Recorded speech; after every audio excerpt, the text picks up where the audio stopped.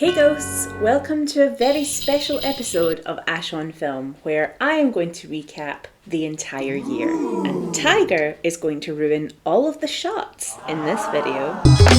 This is 100% inspired by Charlie Brooker's Wipe series, which if you don't know, before he created Black Mirror, he made fun of TV, games, news and everything in general. So I've decided to do my own wipe of sorts, and Ash on 22 I guess, even though the film part of my channel name isn't because I talk about film, it's because I'm on film. I'm not really on film because it's digital. Anyway, this is my recap of the year in terms of popular culture and things that I found interesting. He's back! Yay! I don't plan to be as nihilistic and mean as Charlie. I don't plan to be. I might be though. Go away. I got it out of my system. Like, don't actually go away. No, come back. I want you to watch this. We all started the year obsessed with Wordle, a game for sophisticated normies. All you have to do is guess a 5-letter word and then smugly tweet your journey to that word in little squares. Those are the rulesals. And like anything successful, it comes in a million bootleg flavours like Hurdle, Quordle, Worldle, Cloudle and Bulbasaur. UK politics were rocked with the revelation of Partygate, a series of parties that happened in 10 Downing Street over the 2020-2021 lockdown. Despite there being evidence of these non-essential parties, and despite other people being fined for doing the exact same thing, the government just brushed this off because they're the government and they can. In the world of online clout, the Liver King became wildly popular for his over-the-top devotion to living primally. He preached that we can all live our best, healthiest lives by living the 9 tenets of our ancestors. Now I saw Tenet and I don't think it was Nolan's best work. I don't know if I can take 9 of it. I did try to find out what the 9 tenets were, but his website only lists 8. Maybe one of the tenets of our ancestors is a secret. More on that later. Former Love Island contestant, beauty pageant winner and social media influencer Molly-Mae encouraged us all to become CEOs by reminding us that we all have the same 24 hours in a day. We actually sometimes have more than that because we have this thing called leap seconds, which is controlled by France. But people weren't upset about the accuracy of time. They were upset because Molly-Mae believes that we can all do what she did and become the CEO of an exploitative fast fashion company by the age of 24. It turns out we don't all have the same 24 hours in a day. Some of us have to work in sweatshops for pennies, making cheap garments to sell to Instagram influencers so that they can become the CEO of companies. But to lighten the mood, Julia Fox decided to land on Earth.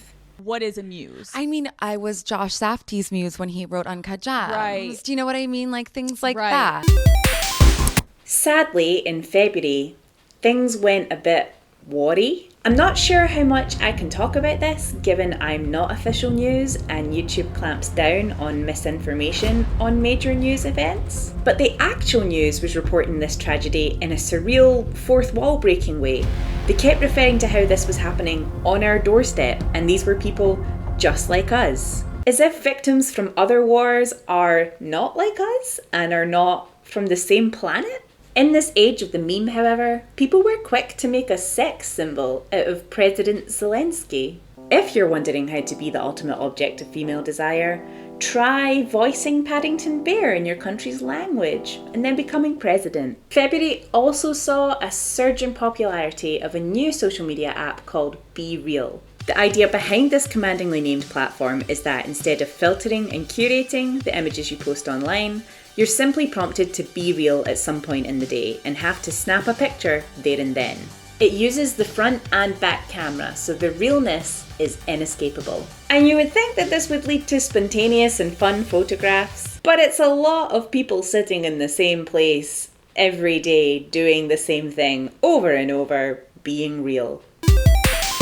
March brought us one of the most infamous stories of the year when Will Smith slapped Chris Rock's face during the Oscars ceremony. I heard he was just trying to spice up his Be Real. If you don't know the story, I'm gonna shamelessly recommend that you watch my video on how the slap encompassed everything in the world. I was part of the slap, you were part of the slap. The slap actually briefly became Prime Minister of the UK but had to resign after allegations of inflating its own importance. In March, we also tuned into the second season of Love is Blind, the reality show to break all reality shows. Love is Blind boldly assumes that physical attraction is not necessary when falling in love and assures you that if you commit yourself long term to someone you've not seen in person, you'll have a great future together. Interestingly, the second season featured a villain, someone who couldn't buy into the idea that you should just marry someone that you're not attracted to. And I maybe would have sympathised with him if he didn't come across as an arrogant prick for the entire show. Love is Blind masterfully proves its own title wrong through its own abusive concept. Not only do you not get to see your partner until after you get engaged, as it suggests, but the courting process from meeting through a wall to standing at the altar is about 7 or 8 weeks. The title should have been Love is Blind and Hasty and fills you with doubt. Also in March, P&O, a large ferry company in the UK, dismissed 800 members of its shipping staff via a Zoom call. The company continued to operate by using cheaper labour from agency workers, exposing the disposability of non-unionised people. Users of the ferries immediately started boycotting the services, but the whole thing quickly faded into obscurity. If only there was a way to protect workers' rights. Butterfly in the sky, I can go twice as high. Take a look, it's in a book. In April, the real-life Bond villain Elon Musk decided to buy Twitter, the social media platform that has become sort of a global town square. His decision was largely based on the unfairness of Twitter being able to ban any users who spread lies, aggression and hate. So in the pursuit of preserving free speech, he decided that he should have that power. The process of buying Twitter was neither smooth nor straightforward, so I'm just going to come back to this later in the year when it gets a bit more interesting. The girl bossarati struck again when Kim Kardashian gave a rousing monologue about work. I have the best advice for women in business. Get your ass up and work. It seems like nobody wants to work these days. That's so true. You have to surround yourself with people that want to work. I'm not disputing whether Kim works hard or not, but she really doesn't come across as down to earth. This and the Molly May interview highlighted a shift that's been going on this year. Over the last decade, it's been really fashionable to be feminist. I myself identify as a feminist because I believe that all genders should be treated equally. But in the quest to tackle things like workplace inequality, where women are largely paid less and are rarely found in top positions of power, the world went slightly nuts and decided every woman was allowed to Patrick Bateman their way to the top. It doesn't matter if your product is manufactured in an exploitative child labour sweatshop in the global east, shipped across the planet emitting tons of CO2 into our choked atmosphere, and contributes millions of pieces of plastic that will never biodegrade. Because you're a woman, so it's feminist. And if the gender politics of the world are getting you down, don't worry, AI is here to entertain you and potentially steal your job. DALL-E is an AI that you type a prompt into and then scours the internet for inspiration and references and creates some absurd and terrifying art for you. The fascination with it is that it's trying to create something by mashing together the references in the prompt, and with some understanding, but not fully, of physics and biology and reality. I entered Ash on Film end of year video, and this is what it came up with. Now I think the film Morbius was actually released in April and became an instant flop. Jared Leto has the unnerving energy of a cult leader, because he probably is, and there's a superhero supervillain fatigue setting in. However, in May, the internet found something kind of funny about the whole scenario and started a meme train based on a line that actually isn't in the film. Everybody was saying, it's Morbin time, reminiscent of Morphin Time from the Power Rangers, suggesting Jared Leto's character Morbius would hold up his belt buckle and shout, Morbin time! Into the camera and then transform into his hideous beast self. If only heroes and villains were that simple in real life. Sadly, for the month of May, the whole world was hooked on the Depp versus Heard trial. In this case, there were allegations of abuse on either side, with evidence and testimonials supporting both. The public largely supported Johnny Depp, thanks to the beloved memories they had of him when he played a lead role in a franchise about a character who stole, lied and abused. Absurdly, the whole thing was streamed live daily, so particularly enthusiastic voyeurs could pretend they were actually there in the courtroom. Maybe it was a ploy to make jury duty look cool. I don't blame people for wanting escapism, even in the form of a gloomy court case. May was the month everything got really expensive, most notably gas, meaning everybody started driving very safely to conserve petrol. But every May, camp people like me observe an ancient tradition called Eurovision, which celebrates art, culture, music, and absurdity. It was a particularly surreal event this year where the UK was actually good. It didn't make any sense. This guy made a good song and was likeable. Nobody saw it coming. He got the most points the UK's had maybe ever. And so the winners of Eurovision 2022 were Ukraine. I mean, I suppose they survived the war and managed to make it to the world stage. The group that won actually sold the trophy to raise funds for the war. Is everyone in Ukraine just so sweet and lovable? Because of the war, Eurovision has decided not to host next year's ceremony in the winning country, but instead give it to the runners-up. The UK. Expect a Eurovision video around May. Sadly, in June, the US Supreme Court took a look at the world around them and saw war, post-virus recovery, inflation, cost of living crises, the climate emergency, and they thought to themselves, let's revoke the right to abortion. It was one of those moments where you feel like you're living through history in a bad way, or is that just how it feels all the time?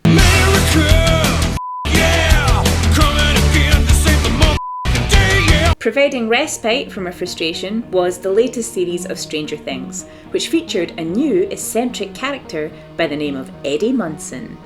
Eddie is an Iron Maiden loving, Dungeons & Dragons playing, drug selling outcast who won the hearts of viewers all over the world. But it was the story arc of another character, Max, that made the biggest cultural impact. Dealing with the mixed grief and relief of the death of her abusive older brother, Max listened to the Kate Bush song Running Up That Hill on repeat throughout the whole series, leading to the song entering the charts 37 years after its release. And if that wasn't enough 80s nostalgia, strikes returned too. Now, I'm not going to say that the rail strikes, the post office strikes, the teacher strikes, and the nursing strikes are bad, because when they disrupt our lives, they are working. The point of a strike is to expose the exploitation of key workers and force authorities to meet their demands. Some people think that strikes are purely selfish. Why should people be able to afford to live? Why should people have job security? Why should I be able to have my post delivered, have my children educated, travel across the country, not die from simple illnesses? This is selfish!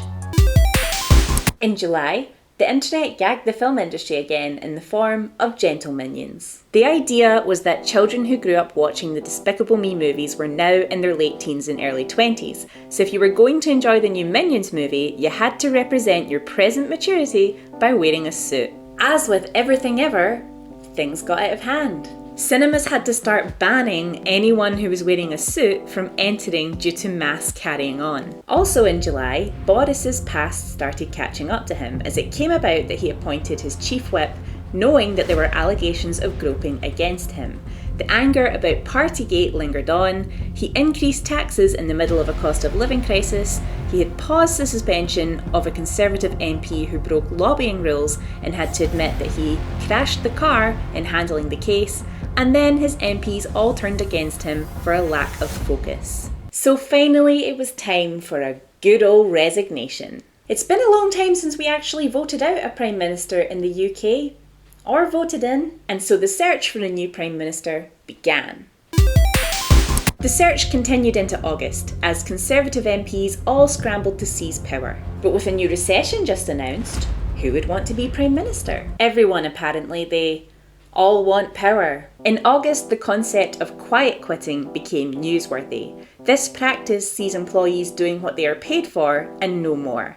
No extra unpaid hours, no extra flourish to your work, no answering emails, messages and calls on your time off. Honestly, it feels surreal that this is a movement. At the same time, a wild misogynist appeared. He's actually been gathering steam for a while, but I just didn't know how to introduce him without losing my cool. Andrew Tate had been grooming men into believing that they could hustle themselves rich by giving Andrew Tate money. He also preached that women belong in the kitchen, can't drive, and are the property of men. He reached critical mass in August and was ridiculed by pretty much anyone who could form a thought for themselves, and was subsequently dethroned. Do we take this as a win for equality, or are we just back to square one? Taste the biscuit. Taste the goodness of the biscuit. Taste the honey sauce. September arrived and brought the world to a standstill with the drama of Don't Worry Darling. Don't Worry Darling is a film by Olivia Wilde, starring Florence Pugh, Harry Styles, Chris Pine and a bunch of other people. The story goes that lead actress Florence Pugh wasn't happy about how much focus the sex scenes were getting between her character and Harry Styles' character in the trailer. She felt the marketing was targeting Harry Styles fans who wanted to stock their wank banks, meaning us Florence Pugh fans got off the hook. I was actually at Venice Film Festival during the premiere when all this was happening, and I don't know if the Harry Styles fans were horny, but they sure are intense. Some further tension with director Olivia Wilde led Florence to only take part in the premiere and no other marketing or promotion for the film, ultimately creating huge marketing and promotion for the film. At the premiere in Venice, Florence and Olivia were notably distant, but so were Olivia and Harry, which is weird because apparently after separating from her husband, Olivia had started a relationship with Harry on the set of this film. And they're supposed to be an item now, right? Even stranger is that as they took their seats in the Sala Grande, it appeared that Harry Styles spit on Chris Pine's lap, an action they both deny took place. And for some reason, when promoting the film, Harry seems to dissociate mid-interview. You know, my favorite thing about the movie is it feels like a movie. It feels like a real go to the theater film movie that you kind of the reason why you go. When the film finally released in theatres, audiences were disappointed and wondered if the press surrounding it was created as a means to get people to watch. Venice also gave us this wonderfully sweet moment of Brendan Fraser being moved to tears by a 6-minute standing ovation for his performance in The Whale. But back to the race for Prime Minister. Who would take on the responsibility of post-pandemonium Brexited cost of living crisis Britain? Liz Truss has entered the game. People were quick to point out that to sum up Liz Truss's first week as Prime Minister, the BBC seemed to employ Craig David to write the summary. Elected leader of the Conservatives on Monday, meets the Queen on Tuesday, Prime Minister's questions on Wednesday, the monarch dies on Thursday, meets the new King Friday. Only a few days into the new Prime Minister leadership, the monarch passed away. People were sad that the Queen had passed. So sad they stood around doing nothing. The queue felt like what Britain had been planning for its whole life. Waiting around, slowly shuffling towards a distant view of a symbol of former glory days that didn't actually exist. The whole country went into an absurd state of mourn panic. Center Parcs announced it was going to close for the day of mourning, and if you were staying at their parks, you'd have to go stay somewhere else for a night. British Cycling asked everyone not to cycle on the day of mourning. And the Met Office confused everyone by tweeting that they were only going to post daily updates, leading people to believe the weather was being kept a secret because it's what the Queen would have wanted. She dominated the news, social media, and all TV programming for weeks. No wonder people were turning to bad Olivia Wilde trailers for wank. In other news, the founder of Patagonia gave away the company to a non-profit set up to tackle the climate crisis. But what's even better, a gift to the world like we've never seen before. Trombone Champ. Trombone Champ is Guitar Hero, but with a trombone. And it has to be experienced to be believed.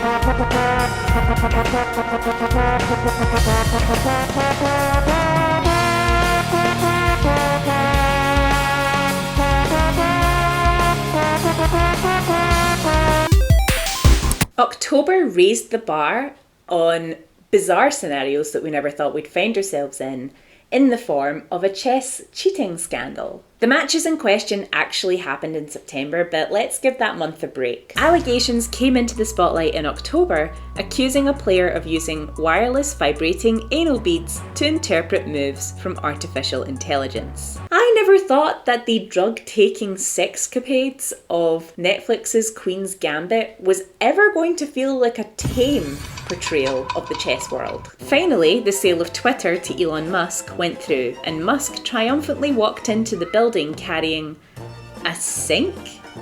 The joke is, let that sink in. Let that sink in that a billionaire who owns lots of companies now owns another company. Grasping the wheel of the USS Twitter, Elon managed to let go of half of the staff, pressure the remaining staff into sleeping at the office to keep it running and meet his demands, lose advertisers, and attempt to move verification to a paid-only service, only to have to split his paid service off from the formal verification process because otherwise anyone could just pay Twitter to be verified as whoever they want. And if you were thinking, well, at least things in the UK have settled down. Hey, fancy another one? Liz Truss's time as Prime Minister was only 6 weeks long, a period of time shorter than the leadership contest that was held in order to appoint her. She became the shortest serving Prime Minister to date, but there's still 2.5 months left in the year, so you never know. Currently occupying the revolving voice chair inside number 10 is Rishi Sunak. His popularity has peaked and dipped depending on what crisis Britain is dealing with at the time. But some people out there find him handsome and have nicknamed him Dishy Rishi. I think there's some psychology to be explored about people fancying the pants off of their leader when their country is in crisis. Just Stop Oil felt it was time to bring the conversation back to the climate crisis by throwing soup on Van Gogh's sunflowers. The painting was unharmed because it's sealed inside a glass case, but the point of this was that if you feel outraged at this masterpiece being souped, why don't you feel outrage at the world being destroyed by oil extraction? There was a funny story happening on the internet, of course. It was revealed Adam Levine had been sexting other women behind his wife's back. You would think that the affair itself would be the most humiliating part of this entire ordeal, but instead, the internet mocked his choice of words, comparing him to a pirate. Remember, the 8th of November. Jungles, trials and cock. Matt Hancock, that is. The Conservative Member of Parliament decided to enter I'm a Celebrity, Get Me Out of Here. This is a camel's penis. I'm not surprised that the Conservatives are interested in game shows and popularity contests. It's basically how they run their government. November also shattered the illusion of ordinary people hoping to bag a celebrity boyfriend, as it emerged that Chris Evans has a girlfriend. Chris, who was crowned Time magazine's sexiest man alive just a week before this, was now deemed extremely unpopular. You can only be sexy if you're single, or a political leader. This is apparently what the virus has done to us. The World Cup finally rolled around, much later in the year than it usually would be. The intense heat of Qatar's summers meant the tournament had to be held in winter, meaning the fond European pastime of crowding around a pub to watch the game was dead. But once I thought about this, I realised that other parts of the world must have to always experience the World Cup in winter. We've been hogging it this whole time. There were many reasons to protest the event being held in Qatar, including alleged bribery to win the bid, slave labour and death in the building of the new stadiums, and laws in Qatar imprisoning LGBT+ people just for existing. But of course, the issue that really got to people was no beer. Alcohol isn't illegal in Qatar, but being drunk in public is a crime. And despite being sponsored by Budweiser, the stadiums couldn't sell beer. It feels like FIFA knew that the world was going to be wild in the 2020s and just thought, let's get ahead of the curve. Cody, look at this video of you as a baby. Aw, there you are. It's not me. Yeah, look. It doesn't even look like me. No, I'm not. That's ugly. In December, Pepsi suggested that we all enjoy a classic Pepsi mixed with milk. It's not called Pilk after Pepsi and milk. It's called Pilk, because that's the noise you make when you throw it up immediately after drinking. I hate everything about this. Why does the line, "That's one dirty soda, Santa," make me think that she's drinking his Moving on, everyone is obsessed with Lensa. It's an artificial intelligence that scans images of you and then creates artwork in your likeness.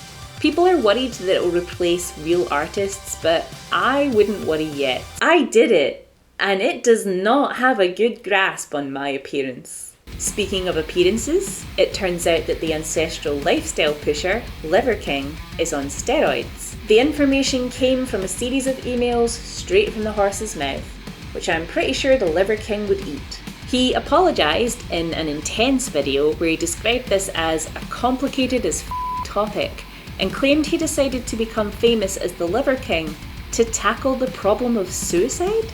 He may as well not have bothered to try and improve anyone's life because the word Goblin Mode has been named Word of the Year 2022. The term is a neologism for the rejection of societal expectations and the act of living in an unkempt, hedonistic manner without concern for one's self-image. Ah, so like a prime minister. No, wait, like a FIFA boss. Oh, hang on, I know what it's like. After being booed at a Dave Chappelle concert and banning a bunch of people who he doesn't deem deserving of his own brand of free speech, Musk asked the world if he should step down as the head of Twitter. And the town square has spoken. But we're yet to see if the dude abides. But to round off the year, and I can't leave this any later because it's already the 19th of December and if I don't make this video now, it's never going to come out on time. The Barbie trailer is here and it's giving hope.